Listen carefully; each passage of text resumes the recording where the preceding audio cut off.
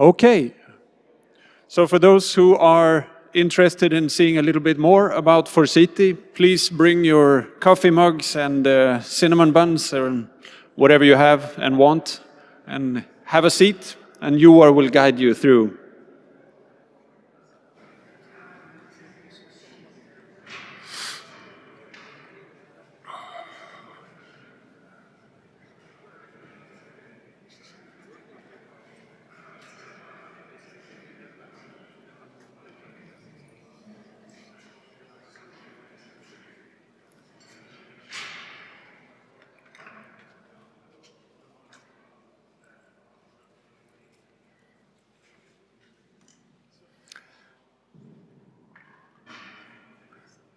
So, my name is Joar, I work at Forsiti, of course, and I work with customer training and delivery. So I'm sort of bridging between our technical solution and the customers that actually are using this solution to evaluate their risk exposure in their networks and so on. And apart from that, I also have been looking a little bit into penetration testing because over time or historically we've been questioned a bit about, well, you're looking at probabilities and stuff. But that's not quite exact, because when you are looking at IT security in a traditional way, say 5-10 years ago, you had these scans and you had actually checklists top down to say, okay, you need to fix this and this and this and this. Instead, we see that when there are reports of different types of breaches, it is more like, well, we know that the attacker started from some place. We can see that this is the entry point. And then they did something over here, or they might have done this in parallel because they ended up in another position. And that we for sure know, because that's where we discovered them. So the probabilistic attack simulations are a bit like the same. We are entering a network in our model, and for each step that the attacker or the simulations can do, the attacker would take a look around and say, okay, what can I enumerate now? And then, together with the collected information that the attacker has got along the way, some things are possible to achieve and so on.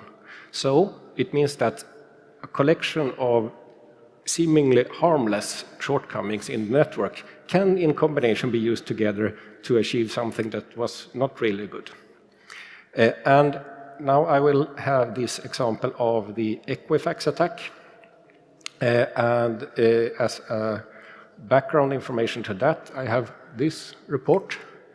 And what we have done is that we have created a model that is leading up to this image over here. So the attacker had a starting point. They found a vulnerability in a web service, and that led to fetching credentials from one database. Then, because the network topology was flat, or rather flat, within this organization, it was a little bit like this Sony case, and then it means that you could use these credentials to log into other databases and fetch the data. And then you do a reverse connection back to the attacker's equipment. So if we look at SecureCAD, this is the model representing that situation. So we have an attacker here in possession of an attacker toolkit. There's an exploit payload that is being sent to this Apache Struts web service. That service is run by this dispute server, which is a server for holding some kind of dispute data, whatever that may mean. But this is also a good thing about seeing the security from the perspective of an attacker, because I don't actually need to know what this is. What I'm interested in from an attacker's point of view is, can I use it?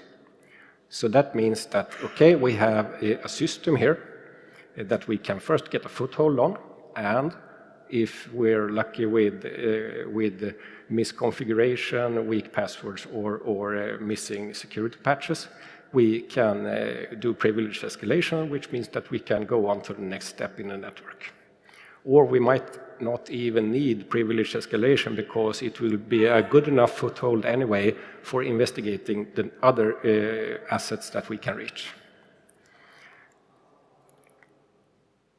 So the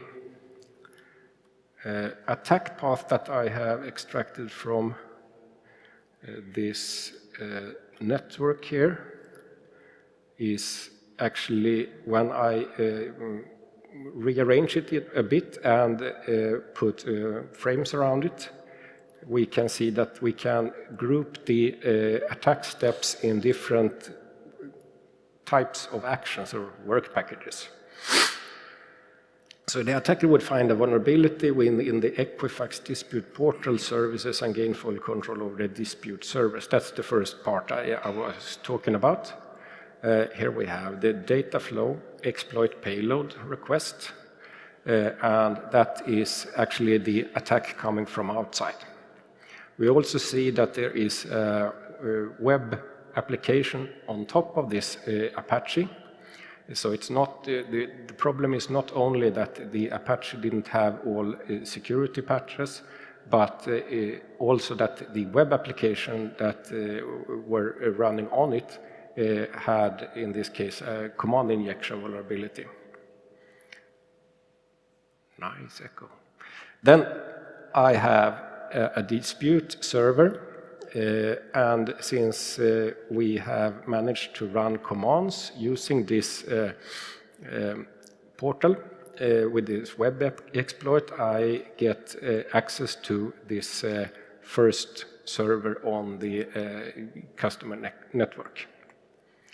If I have that, I can run a database client, and that one gives legitimate access to a login where I can find a key store of, or I can read a key store for this user account, database user account.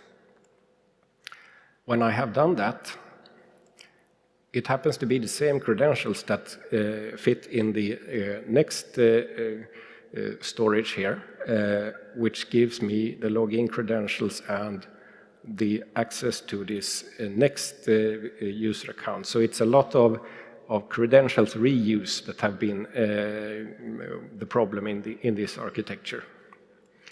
And then we see that with the stolen usernames and passwords, the attacker can connect to and access this data. And then we reach the target. And this is when this ends up in the newspapers. So this is the same attack path as we see in this report here.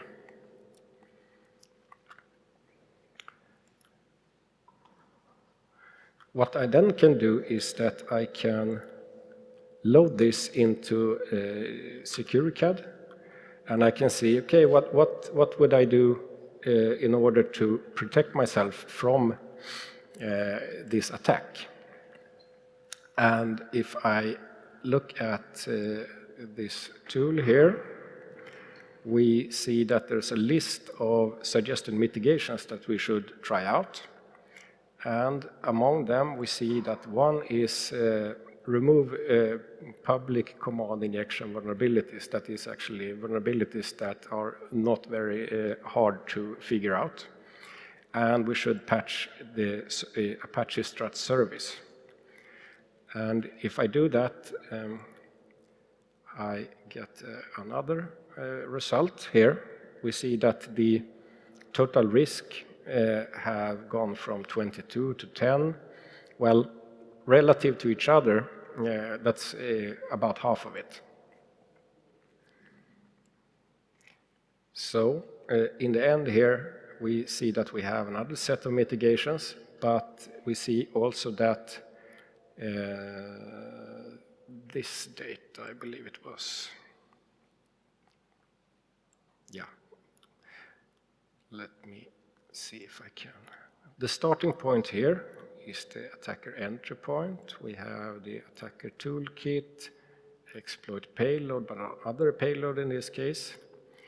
We have connect to the Apache struts servers, but instead of this missing patch in the Apache struts itself, we see that we need to find another set of vulnerabilities that were not related to the original attack.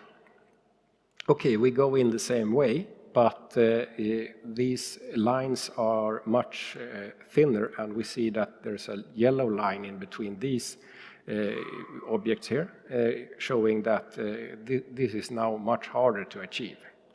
And we also see that the attack step here is discover new vulnerability, which is a lot harder than finding something in the regular toolbox.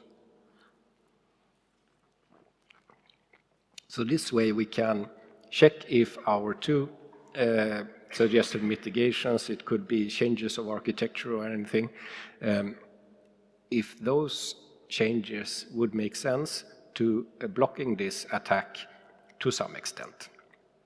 And blocking an attack would most of the time mean that, okay, then the attacker will have to find something else that takes much more time.